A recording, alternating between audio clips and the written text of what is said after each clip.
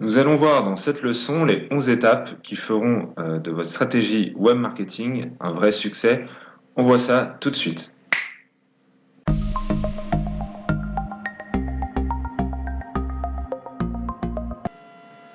Bonjour, je m'appelle Adrien et j'ai décidé il y a quelques temps de lancer ce site webmarketingschool.fr. Ça fait 12 ans que je travaille dans le web marketing et dans, je dirais, l'acquisition de trafic et la génération de leads. Et mon premier constat, c'est de voir qu'il y a beaucoup d'entrepreneurs, chefs d'entreprise, de petites ou de grandes entreprises, qui sont un peu perdus face, je dirais, toutes les possibilités offertes par le marketing digital de façon générale. Et j'aimerais leur redonner les clés de cette bonne stratégie web efficace. Le deuxième constat, c'est voilà, que je trouve qu'il y a pas mal de ressources marketing pour les marketeurs, que ce soit d'ailleurs en français ou en anglais. Et mon deuxième constat, c'est que les entrepreneurs n'ayant pas beaucoup de temps ont du mal à s'éduquer et à prendre le temps de lire ces ressources. Donc, ce que j'ai voulu faire avec ce site, c'est des articles, des guides, des vidéos, des formations qui vont être assez synthétiques pour présenter aux chefs d'entreprise, aux entrepreneurs, euh, je dirais, des méthodes claires et efficaces pour prendre les bonnes décisions. Donc, mon objectif, c'est leur faire gagner des clients, donc, en parlant du site internet, des campagnes de publicité, enfin tous les moyens pour avoir des clients, de leur faire gagner de l'argent, c'est-à-dire en évitant, je dirais, certaines erreurs stratégiques, donc de leur donner le maximum d'informations pour qu'ils prennent les bonnes décisions et après leur faire gagner du temps, c'est-à-dire vraiment d'aller à l'essentiel, que ce soit dans le contenu que je donne, mais aussi dans, je dirais, les choses vraiment primordiales à faire quand on lance son entreprise ou quand on veut la développer. Donc aujourd'hui, c'est une première formation que je donne pour donner les bases, qui sont les 11 étapes d'une bonne stratégie web.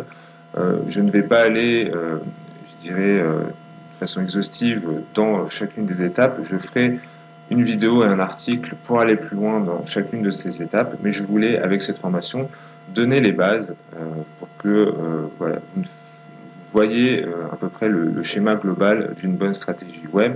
Il y a quelques points dont je ne parle pas dans cette formation, notamment le parrainage et le referral que je trouve très important. Enfin, il y a quelques éléments comme ça que je vais mettre de côté pour le moment. Mais voilà, j'espère que cette formation vous plaira. N'hésitez pas à vous abonner à ma newsletter pour recevoir les prochains articles et les prochaines formations. Et je vous remercie. On est parti pour la première étape. Votre première étape va être tout d'abord de définir vos objectifs. Euh, Ce que j'ai vu régulièrement, c'est que les objectifs sont en fait un peu mis de côté quand on parle de stratégie web marketing, malheureusement. Donc effectivement, vous avez déjà votre produit, votre service que vous vendez et souvent vous créez votre site internet et vos différentes campagnes marketing un peu trop rapidement. Donc cette première étape de définition des objectifs, elle est importante parce qu'en fait, ça va vous aider tout simplement à bien définir le périmètre de toutes vos actions derrière. Donc tout d'abord, dans la plupart des cas, vous allez devoir créer un site internet et tout de suite, vous allez devoir réfléchir à quels sont les objectifs que je veux remplir, que ce soit avec mon site internet ou avec mes différentes campagnes marketing. Est-ce que c'est juste voilà, permettre aux gens de me contacter, de présenter un produit, quels vont être voilà, les objectifs mesurables, c'est ce que je mets ici, quels vont être les objectifs mesurables de votre site. Est-ce que ce sont des ventes, est-ce que ce sont des formulaires de contact créés, est-ce que c'est des appels, des rendez-vous.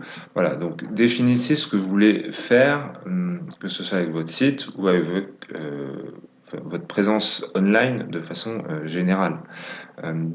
Deuxième point, c'est qui va décliner une déclinaison de votre stratégie globale, c'est quelles sont les valeurs, quels sont les messages que je vais communiquer à travers mon site ou à travers mes messages marketing.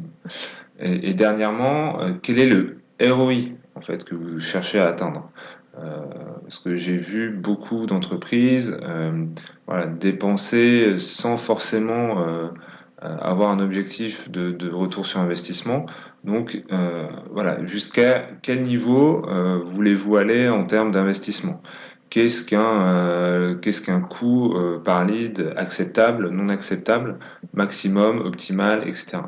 Donc voilà, donc c'est un peu bateau, mais en fait, la phase de réalisation des objectifs est souvent mal exécutée. Donc vraiment, réfléchissez, prenez le temps. Est-ce que votre stratégie web marketing est une simple déclinaison de votre stratégie globale ou est-ce qu'elle a ses propres objectifs voilà, sa propre exécution va découler en fait de tous ces objectifs. Votre deuxième étape va être de définir clairement quelles sont vos différentes cibles. Euh, donc, sur les cibles, ce qui est important de voir, c'est d'abord quel est votre cœur de cible, quel est votre client idéal. C'est-à-dire que vous allez, avec vos campagnes marketing, essayer de cibler particulièrement ce client cible idéal. De toute façon, vous aurez toujours des clients, en fait, des gens qui vont venir, que vous allez attirer, qui ne seront pas dans ce cœur de cible, mais votre principal objectif va être de recruter ce client idéal, celui qui est le plus intéressant pour vous, le plus rémunérateur, et celui qui va vous porter sur plusieurs mois, plusieurs semaines ou plusieurs années. Donc, à vous de définir vraiment précisément quel est ce type de client. Et ça, et j'en viens à la deuxième étape, qui est de dire, quand vous allez définir ce client idéal, vous avez historiquement plutôt des critères sociodémo, âge, sexe, ville, type de profession, etc. Et ce que j'ai envie que vous ajoutiez, et c'est quelque chose qui se fait de plus en plus voilà, sur les quelques dernières années, c'est d'ajouter cette notion de valeur. Est-ce que ce client est, par exemple, aime tout ce qui est innovation? Est-ce qu'il aime bien se projeter, acheter des produits qui sont innovants? Est-ce que plutôt, voilà, est-ce que il est porté sur la fibre écologique? Est-ce qu'il va être sensible à cette notion de confiance? Est-ce qu'il va être sensible au prix, etc. Donc, vous allez définir tout un cadre, évidemment sociodémo, mais surtout de valeur. À quoi, quel message va vraiment faire tilt dans sa tête? Et de cela va dépendre beaucoup des campagnes et du site internet. Donc quelque chose qui se fait de plus en plus, mais souvent mal exécuté dans les entreprises, c'est cette notion de persona marketing. Donc c'est tout simplement de définir des fiches et des profils qui vont vous permettre de vraiment d'adapter votre message par rapport à votre cible, parce qu'il se peut que vous ayez effectivement 2, 3, 4 cibles tout aussi intéressantes qu'il va falloir aller chercher. Donc c'est pas si évident que ça. Je ferai un article sur le persona et en quoi c'est impactant sur la stratégie web marketing. Mais pour démarrer, je dirais, faites assez simple en termes de critères sociodémo, valeurs, etc. Et surtout, essayez d'imaginer où ce type de personne va naviguer en termes de sites médias, en termes d'usage, ce qui va vous permettre voilà, de faciliter votre plan marketing par la suite. Dernière chose sur comment je récolte ces informations. Donc évidemment, c'est un travail assez long, c'est-à-dire que je dirais à part le quanti, les informations quantitatives que vous pouvez recueillir peut-être via votre CRM et donc via votre site ou des campagnes d'emailing. Ce qui va être assez important ici, c'est vraiment d'interviewer, d'aller chercher vos meilleurs clients et de leur demander pourquoi ils ont acheté chez vous, pourquoi ils ont commandé, qu'est-ce qui leur a plu dans votre produit ou dans votre entreprise pour essayer d'aller sortir des patterns en termes de comportement. Donc voilà. Donc c'est une démarche un peu en fil rouge. Donc si vous créez votre entreprise, il va falloir essayer d'aller chercher des informations. Mais si vous avez déjà vraiment des clients, le but ça va être d'aller chercher de l'information sur cette base de clients pour en tirer vraiment tous les points communs de votre clientèle existante. Une fois que vous avez vos objectifs et vos différentes cibles, on va pouvoir passer à du concret en créant le site internet.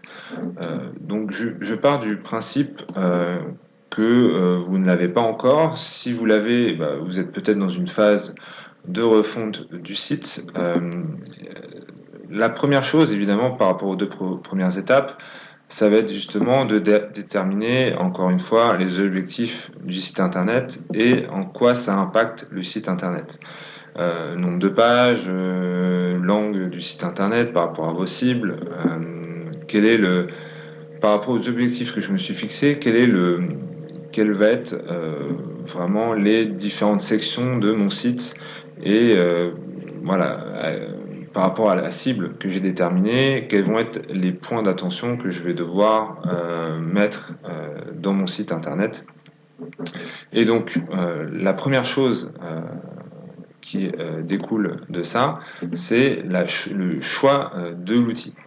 J'ai beaucoup d'entrepreneurs qui en fait prennent pas assez de temps à ce moment-là de dire quelle solution il me faut et en fait d'anticiper. En fait, il est souvent assez désagréable de migrer de plateforme web et en fait prendre un peu de temps au début pour essayer de vous projeter sur 2 ans, 5 ans va vous permettre de faire le bon choix de l'outil.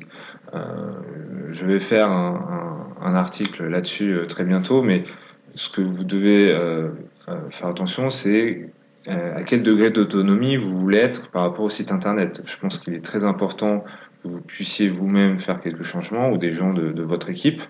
Donc l'autonomie va être un point important. L'évolutivité, est-ce que ce soit en interne ou avec un prestataire, est-ce que je peux régulièrement mettre à jour mon site?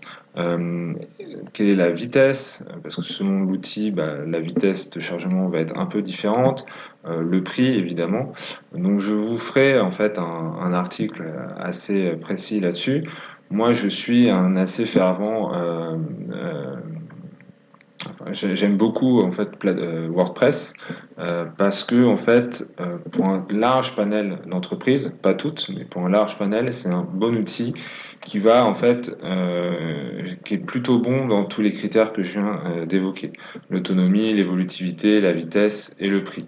En fait, c'est comme un socle un peu de base et en fait avec tous les plugins existants va vous permettre d'adapter en fait WordPress à vos besoins. Donc voilà. Ma recommandation générale, c'est plutôt d'utiliser WordPress. Il y a plein d'autres solutions selon votre taille. Wix, par exemple, si vous êtes très petit, ou évidemment derrière passer par vraiment du dev spécifique si vous avez des développeurs en interne, et surtout si votre produit en soi est votre site internet. Donc si c'est juste un site internet pour, je dirais, un apport business et marketing, WordPress fera sûrement sans doute l'affaire. Ensuite, juste après, l'idée ça va être de rassembler tout le contenu, je dirais en parallèle de la création du site, que vous passiez par un prestataire ou en interne. Il va falloir définir quels sont les différents contenus que vous avez ou que vous allez devoir créer, que ce soit en termes de texte, en termes d'image, en termes de vidéo.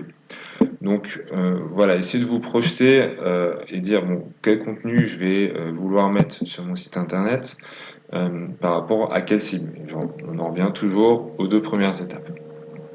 Et ensuite, chose qui est assez mal réalisée en fait, c'est le copywriting. C'est-à-dire qu'en gros, une fois que vous avez votre contenu, que vous savez où le mettre et voilà sur votre site, je vous conseille fortement de faire une repasse sur le contenu texte et vraiment de l'axer à la fois utilisateur et conversion. C'est-à-dire vraiment faire attention mot pour mot vraiment à la valeur de chacune de vos phrases.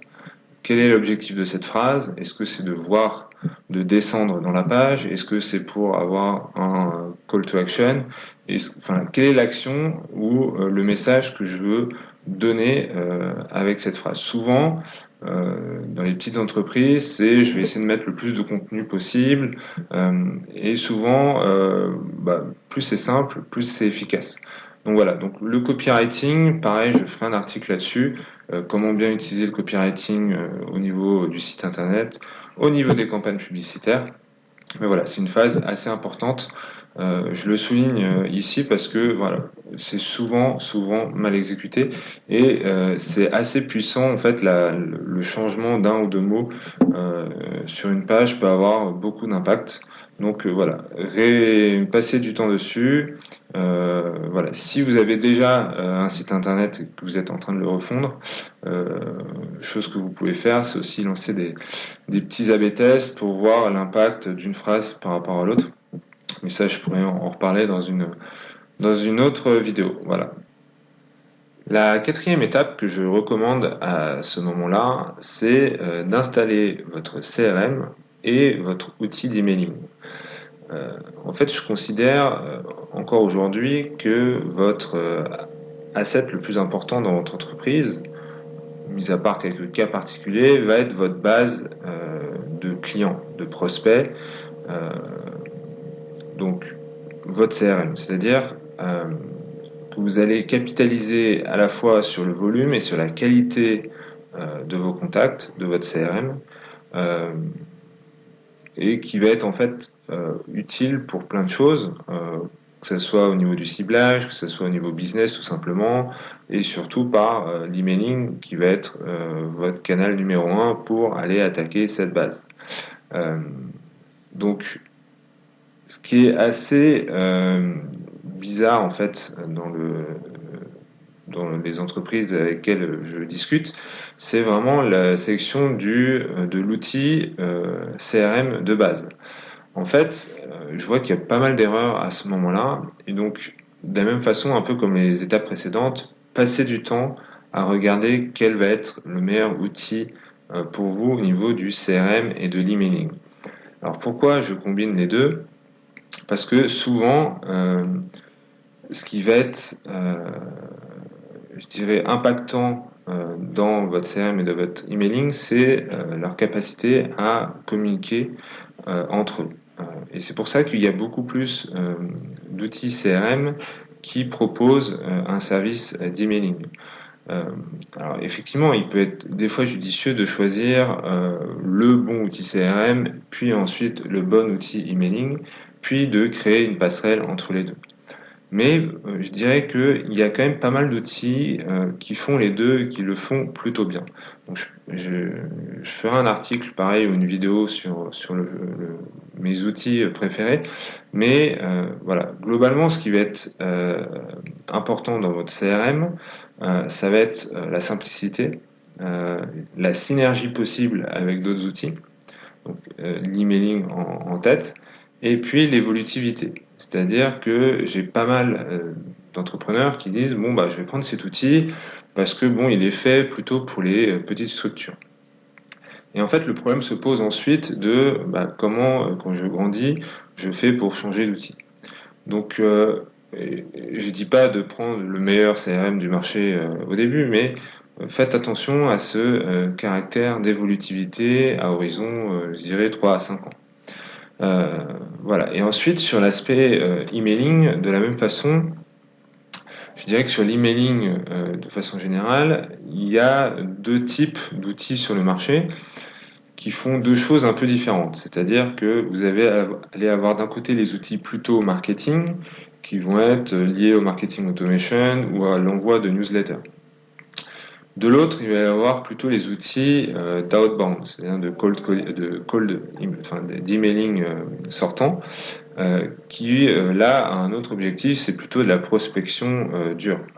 Donc au début, je dirais partez plutôt sur un outil d'emailing assez simple qui vont vous permettre de faire un peu de marketing automation et quelques newsletters. Vous verrez par la suite évidemment quel outil, si vous avez besoin de faire de l'outbound, quel type d'outil vous allez devoir utiliser à ce moment-là. Voilà, j'espère qu'en tout cas, vous allez passer du temps dans la section de l'outil, de bien définir vos besoins, que ce soit au CRM et de l'emailing. Et voilà, ma recommandation, ça va être plutôt de partir sur un outil qui fait les deux pour avoir une très bonne synergie entre votre CRM et votre emailing, ce qui va avoir au début, en tout cas au démarrage et même à long terme, un gros impact sur, je dirais, le chiffre d'affaires que vous allez générer via l'emailing. On arrive à la 5e étape et je n'évoque toujours pas les campagnes marketing. En fait, il y a une étape très importante avant de démarrer, ça va être de créer vos tableaux de bord. Créez vos tableaux de bord pour, au final, améliorer votre pilotage marketing. Vaut mieux définir ces différents indicateurs et réaliser ces tableaux de bord en amont et de définir quels vont être vos KPI importants, je dirais, dans le suivi, pour le suivi et l'amélioration de vos campagnes. Donc, première chose à faire, déterminer des indicateurs, je dirais plutôt macro, assez simples. Combien de personnes vont sur votre site, vos visiteurs, combien j'ai de mises au panier, de ventes, ou combien j'ai de leads. Quelque chose d'assez simple, 4-5 KPI importants qui vont vous permettre de suivre votre business en ligne. Sont-ils les mêmes que votre business de façon générale? Non. Cela dépend en fait après de votre business model et est-ce que votre canal en ligne est votre seul canal de vente ou pas. Mais voilà, en tout cas, essayez de définir des KPI assez simples au niveau global. Et vous allez essayer de définir ensuite, je dirais, quelques indicateurs supplémentaires vis-à-vis de vos différentes campagnes marketing. Mais encore ça, vous pourrez le faire, je dirais, après avec un peu d'expérience. Chose que vous allez anticiper, ça va être vos sources de données. Comment allez-vous recueillir ces différents indicateurs? Évidemment, vous allez avoir votre outil de web analytique. Donc voilà, je vous recommande tout simplement Google Analytics. Je ferai un article là-dessus avec, il y a quelques solutions, je dirais, complémentaires ou de remplacement vis-à-vis de Google Analytics, mais je dirais que Google Analytics fait très bien le travail au démarrage. Vous allez après définir voilà quelles sont les différentes sources de données, votre CRM, votre outil d'emailing, et vous allez voir ensuite voilà, les sources de données, enfin les outils que vous allez pouvoir utiliser par la suite. Mais essayez déjà d'élaguer, de vous dire bon, je vais devoir aller chercher des données ici ou pas, comment je vais me connecter, comment je vais chercher les données, etc. Voilà. Donc c'est pour ça au début, plus c'est simple, mieux c'est, mais voilà, il est important d'avoir une bonne vision de ce que vous allez devoir aller chercher. En termes d'outils, voilà, moi j'ai toujours travaillé sur Excel ou Google Sheet. Bon, il n'y a pas vraiment, j'ai jamais trouvé le super outil pour vraiment aller plus loin. Alors je travaille chez Tukantoco, donc c'est une très bonne solution, mais qui est plutôt, je dirais, à une forte valeur ajoutée, quand j'ai beaucoup de données à votre niveau, je dirais quelque chose d'assez simple va vous convenir. Éventuellement, si vous voulez aller un peu plus loin, il y a la solution de Google qui s'appelle Google Data Studio, qui est gratuite pour voilà. Et je pense qu'avec les besoins que vous allez avoir, ça peut être très satisfaisant. Mais voilà, définissez votre périmètre, vos données, qu'est-ce que vous allez devoir aller chercher et essayez derrière d'automatiser ou d'essayer d'automatiser un maximum pour que cela vous prenne le moins de temps possible. Moi, j'ai toujours considéré qu'il y avait un peu de manuel de toute façon dans le traitement, mais essayez voilà d'utiliser. Alors, il y a Zapier par exemple qui est un outil qui va vous permettre d'aller chercher de la donnée, et de la connecter entre vos différents outils. Voilà, ça peut être une solution pour aller un peu plus vite. Avec la 6e étape, nous démarrons enfin, je dirais, dans la partie campagne marketing avec le SEO, le référencement naturel. voilà, c'est pas par hasard que je le mets en premier. C'est très important car cela va être, je dirais, votre canal numéro un, ou ça doit être votre canal numéro un, et c'est celui qui est le plus rentable, mais aussi le plus long à acquérir. Donc c'est maintenant que vous devez y réfléchir dès la création de votre entreprise. Si vous avez déjà créé votre entreprise, bah voilà, repensez votre SEO et je ferai d'autres vidéos, d'autres articles pour aller plus loin et vous donner les clés pour avoir un bon SEO.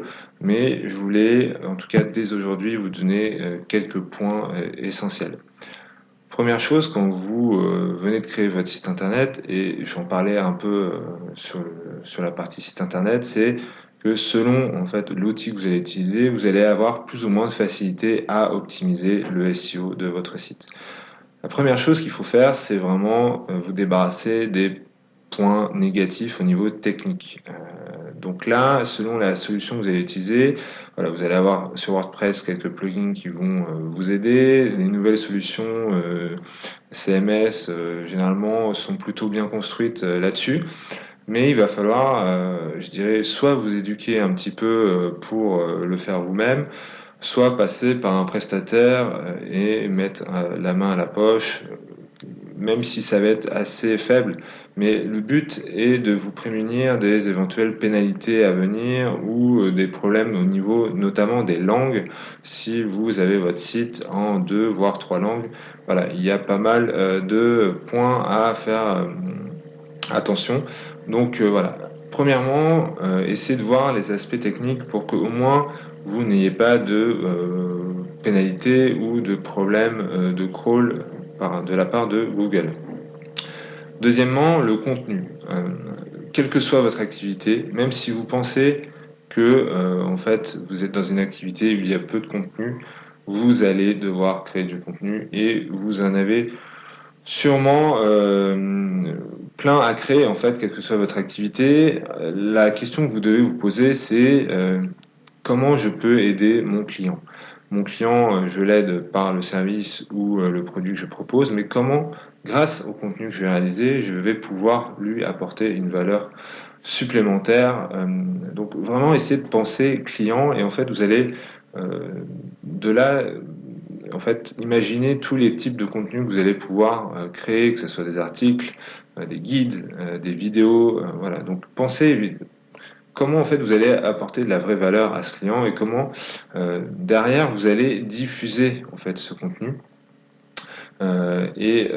Parce que en fait un des points du SEO c'est le netlinking, c'est-à-dire comment vous allez créer des liens vers vos contenus et votre site internet. Bah, tout simplement en fait en créant du bon contenu et en sachant où le diffuser sur des forums, sur les réseaux sociaux, par bouche à oreille, via des relations avec d'autres sites, etc. Donc ça part en fait d'un super bon contenu et je dirais qu'il n'y a pas forcément, je dis pas tant dans le format, mais surtout dans le fond. C'est-à-dire que souvent beaucoup d'entreprises n'osent pas créer du contenu parce que ça va pas rendre super bien, que ce soit en termes visuels ou vidéo. Mais en fait, l'essentiel est que vous créez du contenu à suffisamment de qualité dans le fond pour que ça marche. Vous améliorerez sûrement la partie graphique par la suite. Et je mets en dessous préparer la suite, c'est-à-dire que il y a pas mal d'outils au jour d'aujourd'hui, hein, donc je reviens sur la partie technique. Évidemment, il va falloir utiliser la Search Console de Google. Donc c'est un outil gratuit qui va vous permettre de suivre votre référencement. Et c'est vrai qu'il y a pas mal d'outils, alors plus ou moins gratuits. Mais même quand on est petit, je pense que ça vaut le coup d'investir quelques euros par mois pour suivre le positionnement de son site en SEO et notamment de pouvoir déterminer quels vont être les mots-clés. Alors ça, il y a un outil de Google qui s'appelle le Keywords Planner qui va vous permettre de savoir sur quels mots-clés, sur quelles requêtes vous allez devoir vous focuser pour aller chercher du trafic de qualité. Alors pareil, je ne vais pas m'éterniser sur le choix des mots-clés aujourd'hui, mais toujours est-il que quand je dis préparer la suite, c'est déterminer je dirais le plus rapidement possible, quels sont les mots-clés sur lesquels vous allez pouvoir vous positionner et être pertinent par rapport aux cibles que que vous voulez aller chercher. Donc voilà, déterminer, essayer d'avoir un bon socle technique, créer du contenu intéressant et diffusez-le régulièrement. Et voilà, anticiper en termes des contenus que vous allez devoir créer et les mots-clés sur lesquels vous allez vous positionner. Le SEO, c'est, je dirais, à minima 6 mois pour en voir les résultats. Donc plus vous démarrerez tôt et mieux ce sera. La septième étape va être maintenant de vraiment miser sur un contenu éditorial de qualité. Je vous en ai parlé au début lors de la création du site internet et auparavant sur la stratégie SEO. Le contenu va vous permettre plusieurs choses. Un, ça va être d'améliorer la conversion sur votre site. Deuxièmement, le SEO. Et troisièmement, tout simplement en fait de pouvoir diffuser de bons contenus via les réseaux sociaux, via vos publicités, via votre blog, etc. Donc en fait, le contenu, il va avoir plusieurs rôles et pour ces raisons, il va falloir vraiment miser plutôt sur la qualité plutôt que sur la quantité. Effectivement, il y avait pendant un moment Google, je pense que l'algorithme ne pondérait pas forcément justement ce critère de qualité sur la quantité. Il était souvent astucieux de créer beaucoup d'articles, beaucoup de contenu. Donc l'algorithme a un peu changé, et donc je vous recommande vivement, surtout si vous n'avez pas trop d'argent, de temps, etc. pour créer le contenu, de plutôt miser sur la qualité, donc faire peu mais bien. Donc par exemple un article de blog, en fait en dessous de 1000 mots maintenant n'a plus trop d'intérêt. Alors faut pas forcément compter en nombre de mots, il suffit de vraiment répondre à la problématique d'un article, mais je dirais que Google va plutôt donner du poids à ces articles un peu longs, très exhaustifs, où en fait ce qu'il faut vous poser comme question c'est quelle est la valeur que je donne à mes clients avec ce contenu? Est-ce que j'y réponds totalement ou que partiellement? Est-ce que ce type de contenu existe déjà? Donc en fait, ce qu'il faut faire quand vous créez un contenu, c'est voir un peu ce qui existe déjà autour de vous, sur vos concurrents, et essayer de faire mieux. C'est-à-dire de prendre ce qui existe, d'aller un cran plus loin et d'y ajouter surtout votre personnalité en tant que personne ou en tant que entreprise. Voilà, donc miser sur la qualité. Au niveau des formats, là c'est à vous de trancher. Pareil, ça revient à l'étape 2 sur la cible. Votre cible, comment elle consulte ses contenus? Est-ce qu'elle utilise beaucoup les articles? Est-ce qu'elle va de plus en plus sur la vidéo? Est-ce qu'elle utilise des podcasts éventuellement? Donc voilà, donc c'est à vous, selon la cible et selon aussi ce que vous aimez faire en tant que personne ou en tant qu'entreprise, vers quoi vous voulez vous diriger. Et vaut mieux faire beaucoup d'articles de qualité qu'un peu d'articles et un peu de vidéos de moins bonne qualité. Voilà, donc essayez de vous concentrer sur quelques formats et de faire le mieux possible en termes de valeur ajoutée pour le client. Alors, on passe maintenant à l'étape 8 avec les réseaux sociaux. Les réseaux sociaux, c'est un sujet que j'aime bien parce que c'est un sujet qui revient assez vite avec les entrepreneurs, les petites entreprises, même les grandes entreprises. C'est la question des réseaux sociaux. Je dirais qu'il y a eu une ruée vers les réseaux sociaux, on va dire les 5 dernières années, et je dirais plutôt, il y a eu des succès, il y a eu des défaites. Donc là, je parle vraiment des réseaux sociaux au niveau, je dirais, organique et gratuit. On passera aux publicités après, mais sur les réseaux sociaux, effectivement, comme c'est gratuit, souvent les petites entreprises, quand on démarre, on se dit c'est gratuit, je vais aller créer ma page entreprise un peu sur YouTube, sur Facebook, sur Instagram, sur Pinterest, etc. Au final, on voit beaucoup de pages, on va dire des pages fantômes où en fait rien ne se passe. Il y a un post par-ci par-là, etc. Donc en fait, c'est assez mal, je dirais, géré par les entreprises. Donc mon point, quand vous démarrez vos entreprises, ou même jusqu'à un certain stade, c'est-à-dire jusqu'à un stade où il y a vraiment une personne dédiée à ça, l'idée c'est vraiment de vous focaliser sur un, voire deux réseaux sociaux. Donc typiquement, typiquement, si vous êtes dans le B2C, moi je préconiserais plutôt Facebook et YouTube, et si vous êtes dans le B2B, plutôt YouTube et LinkedIn, bien sûr. Donc c'est un peu la même chose qu'avec l'étape d'avant sur les types de contenus. L'idée c'est plutôt de vous focaliser sur la qualité plutôt que sur la quantité.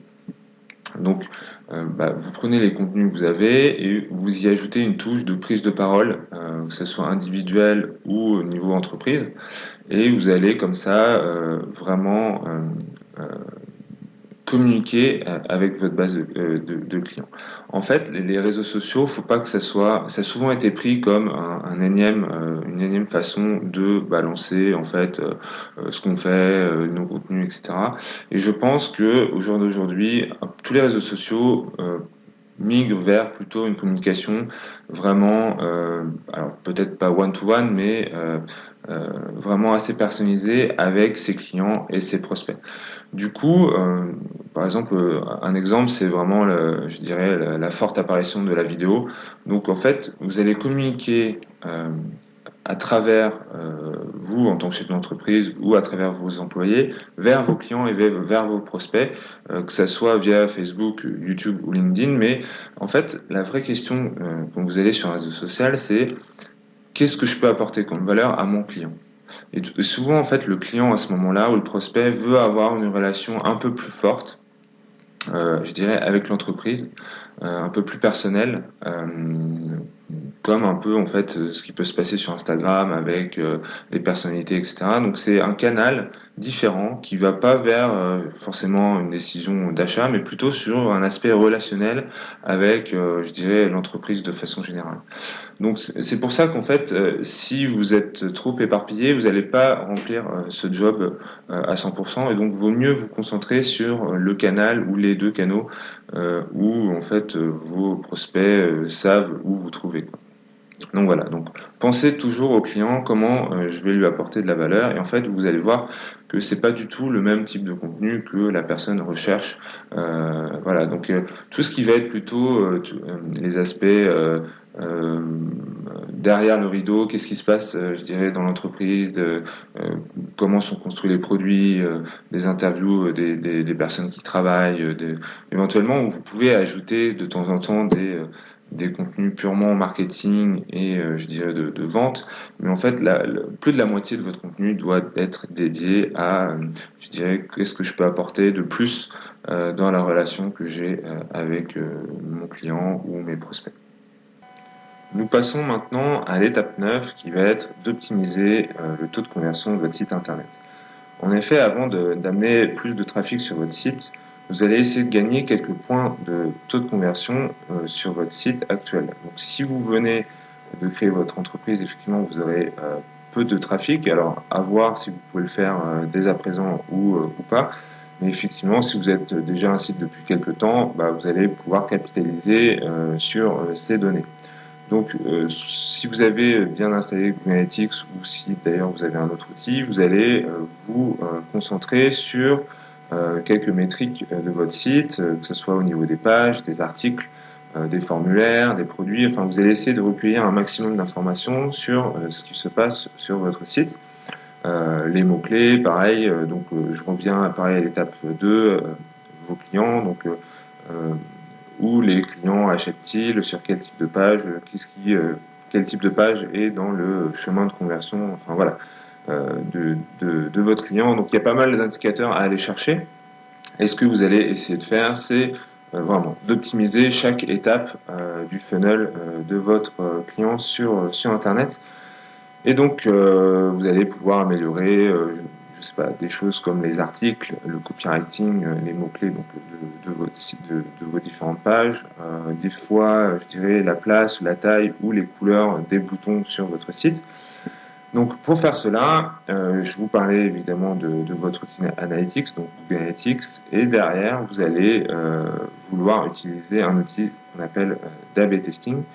Donc il y a, je dirais, deux acteurs assez importants en France qui sont A/B Testy et Chameleon que j'ai pu tester. Mais voilà, il faut mettre quand même un peu la main au portefeuille et je dirais que c'est pertinent à partir d'un certain trafic et d'une certaine taille. Si vous débutez, je vous recommande vivement l'outil gratuit que Google met à disposition, qui est Google Optimize. Donc voilà, tapez Google Optimize, je vous mettrai le lien en bas de la vidéo pour vous inscrire. C'est gratuit et cela va vous permettre assez facilement, je dirais, l'interface est assez simple, d'optimiser voilà, certaines pages de votre site en inversant des blocs, en changeant des boutons, et ça sans avoir besoin forcément de connaissances techniques. Donc il suffit d'installer voilà, un code sur l'ensemble de vos pages en, en dur sur vos pages ou via par exemple Google Tag Manager, et puis c'est parti. Autre outil gratuit que je vous recommande vivement, ça s'appelle Hotjar. Pareil, je mettrai le lien. Hotjar va vous permettre de deux choses principalement. La première, ça va être de créer des heatmaps, des cartes de chaleur, donc, qui va vous permettre en fait de voir comment les personnes où les personnes cliquent, où les personnes scrollent en termes de page et jusqu'à quel niveau. Donc ça va vous permettre comme ça de réajuster peut-être certaines zones cliquables, de voir pourquoi ces personnes cliquent à ce niveau-là ou pourquoi les personnes ne scrollent pas plus bas dans la page. Donc ça c'est la première chose. La deuxième chose, ça va vous permettre toujours gratuitement de faire du screen recording, c'est-à-dire d'enregistrer un certain volume de navigation de vos internautes pour voir au niveau qualitatif vraiment comment les personnes réagissent sur votre site. Donc c'est assez intéressant de voir ça et de pouvoir ajuster votre site selon que la personne était sur mobile ou sur desktop, etc. Donc voilà, outil très puissant, gratuit jusqu'à un certain volume, donc profitez-en. Donc voilà, passez du temps pour voir ce qui se passe sur votre site, comment vous pourriez l'améliorer, même quand on passe des mois à construire un site, il y a toujours cette phase juste après de dire en fait comment je vais après son lancement pouvoir l'optimiser facilement et vraiment des choses toutes bêtes comme la couleur d'un bouton peut avoir un gros impact sur votre taux de conversion. On passe à l'étape 10, qui est une étape importante parce que c'est celle où vous allez justement, grâce à un peu de publicité, générer du trafic sur votre site. Effectivement, donc, évidemment, je parlais du SEO et de l'emailing qui vont être en fait vos deux sources principales et très rémunératrices en termes de business. Mais je dirais que ce soit au début pour vous lancer et pouvoir tester quelque chose, quelques petites choses, ou après quand vous grandissez, en fait, les publicités vont être intéressantes pour vous pour générer des ventes supplémentaires. Alors attention au piège de ne pas être dépendant vraiment aux sources de trafic payantes. Je ferai un article, une vidéo pour aller plus loin là-dessus, mais je dirais ce que vous devez vous poser comme question, c'est quel va être l'objectif en fait de ces campagnes de publicité. Je dirais que selon la phase où vous êtes dans votre entreprise, ces campagnes vont être un peu différentes. Parce qu'au début, effectivement, il peut être intéressant de lancer des campagnes de publicité pour avoir vos premiers clients, récolter de la donnée, etc. Donc, à ce moment-là, ça peut être intéressant dans ce cadre-là. Quand vous grandissez, voilà, la question va être vraiment de savoir jusqu'à quel niveau de rentabilité vous voulez vous positionner. Même en termes de trafic, je dirais, comme je l'ai précisé sur le SEO, en fait, le SEO devrait toujours être votre source numéro 1 de trafic. Et l'emailing, voilà, derrière, devrait être pas mal en termes de génération de business. Donc, voilà, déjà, faites attention à vous dire quel budget je vais mettre, quel budget je ne vais pas dépasser chaque mois et jusqu'à quel niveau de rentabilité je veux être. Donc, cela étant dit, on passe à la suite, c'est-à-dire, moi, ce que je recommande, c'est vraiment plutôt de lancer. En fait, il y a 4 grands types de plateformes que vous allez utiliser, quel que soit votre business. Il va y avoir Google Ads et Bing Ads sur le search, et il va y avoir Facebook ou LinkedIn par rapport aux réseaux sociaux. Je dirais que déjà qu'avec ces outils, vous êtes déjà pas mal. Je commence toujours par Google Ads et Bing Ads parce que on va dire que le SEA, Search Engine Advertisement, voilà, c'est le canal a toujours été le canal le plus rentable parce qu'il y a vraiment cette intention d'achat derrière une recherche internet. Donc effectivement, les prix ont augmenté sur les dernières années, mais je dirais que sur des petits budgets, je dirais que ça peut être toujours intéressant de voir jusqu'à quel niveau vous pouvez aller pour avoir quelque chose à la fois en termes de trafic et à la fois en termes de rentabilité. Donc voilà, je dirais commencer par Google Ads, un petit peu tester, alors que ce soit vous en interne ou avec un prestataire. Voilà, c'est toujours intéressant de lancer du Google Ads, du Bing Ads sur les mots-clés. Et ensuite, derrière, de voir si vous êtes dans le B2C, bah, bien sûr, vous allez sur Facebook. Et puis, si vous êtes dans le B2B, alors Facebook peut être intéressant à tester, mais voilà, ce qui va être intéressant sur LinkedIn, c'est vraiment cette capacité à cibler, je dirais, certaines professions, certaines entreprises.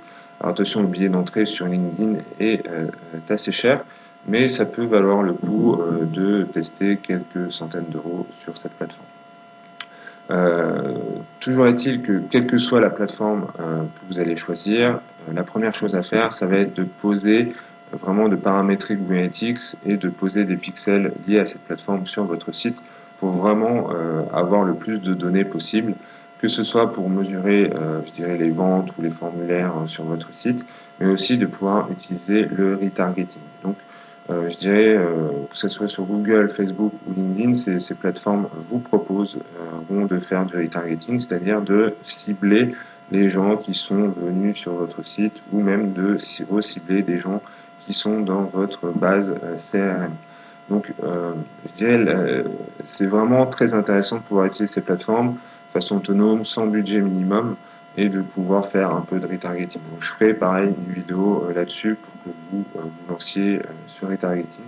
Mais voilà, démarrez en tout cas progressivement, mettez un petit peu de budget sur Google Ads, voyez comment ça se passe, quels résultats vous avez, jusqu'où vous pouvez dépenser en étant toujours rentable.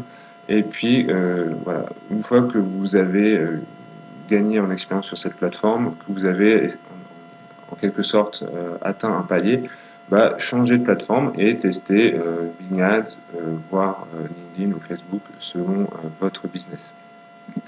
Dans tous les cas aussi, préparez-vous à vraiment optimiser vos annonces. Je dirais la qualité des annonces va avoir un gros impact sur votre rentabilité. Et pour le retargeting, bah, préparez-vous à quelques vidéos.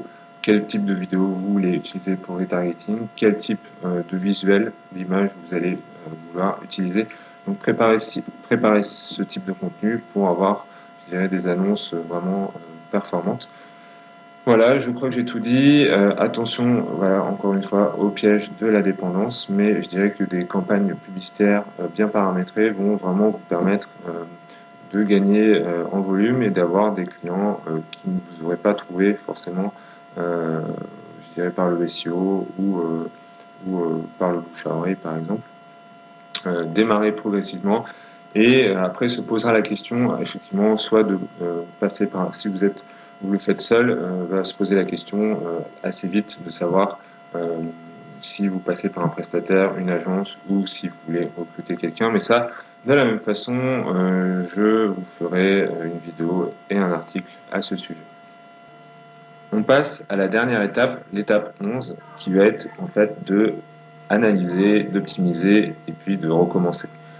Donc, comme je vous ai dit, une des étapes précédentes était de créer des tableaux de bord. Donc, l'idée là, c'est vraiment de pouvoir analyser ce que vous avez fait jusqu'à maintenant et de, comme ça, créer une boucle d'optimisation régulière où vous allez constamment optimiser ce que vous faites, que ce soit sur votre site internet ou votre SEO, vos contenus et vos campagnes publicitaires.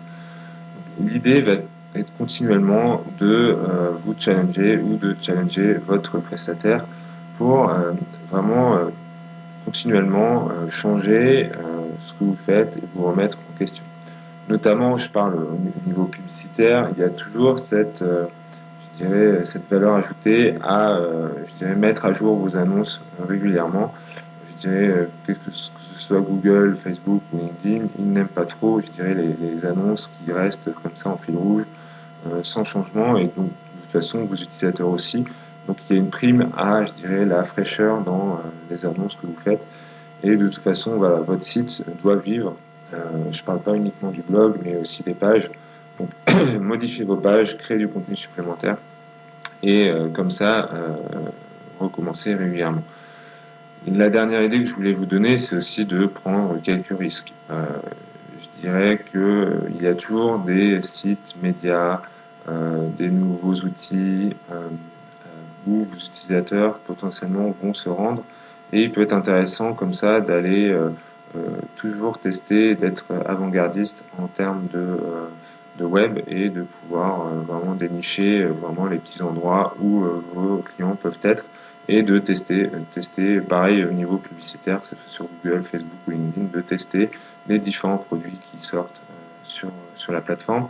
Et de toute façon, même au niveau marketing de façon générale, prenez des risques et pensez toujours client, qu'est-ce que je peux apporter de façon générale à mon client au global, mais au niveau de ma campagne web marketing, comment mon site internet et ma publicité ou mes emailing vont apporter de la valeur à mon client. Si vous réfléchissez toujours comme ça, en fait, voilà, ça ne peut que bien se passer. J'aimerais terminer cette leçon sur les étapes web marketing avec quelques erreurs à ne pas faire que je vois régulièrement avec les entreprises avec lesquelles j'ai pu travailler ou en discutant avec des chefs d'entreprise.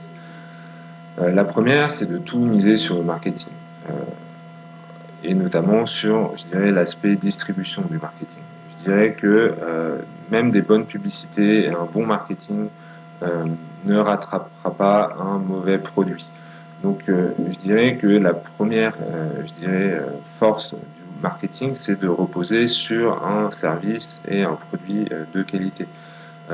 Donc je dirais la première chose que je fais en travaillant avec une nouvelle entreprise, c'est de voir vraiment de bien comprendre le produit, ses qualités, ses faiblesses et je dirais que souvent, en fait, le marketing va essayer de compenser un mauvais produit, un mauvais service, et généralement, ça se passe pas très bien sur le long terme.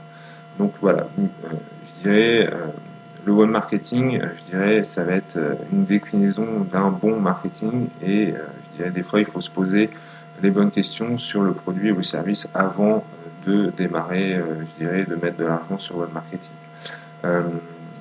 La deuxième chose, ça va être, je l'ai répété plusieurs fois dans cette leçon et je le répéterai pas assez, de se focaliser sur quels sont les besoins du client et comment je vais y répondre. Donc voilà, vraiment vous focuser le client et de dire à chaque fois, quand je vais sur le site, une page, un emailing, qu'est-ce que j'apporte comme valeur à mon client. Et c'est un peu lié aux deux premiers points, c'est de souvent confondre marketing et publicité. Je suis un fervent défenseur du marketing de façon générale et ce que j'ai pas aimé effectivement depuis une vingtaine d'années, c'est que les gens confondent souvent marketing et publicité parce que et donc comme la publicité a souvent je dirais été mal vue ces dernières années,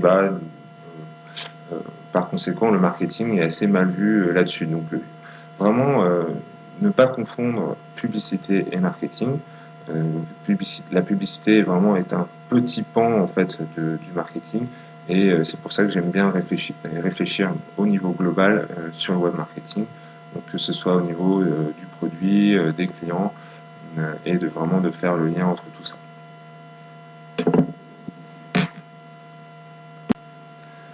Cette leçon est maintenant terminée, j'espère qu'elle vous a plu. Donc voilà, si j'avais les 3 points que j'aimerais que vous reteniez sur cette formation, c'est tout simplement de penser d'abord stratégie, penser client, penser à ce que vous voulez faire avec votre site internet et comment vous allez répondre, je dirais, de la meilleure façon à votre client en termes de valeur.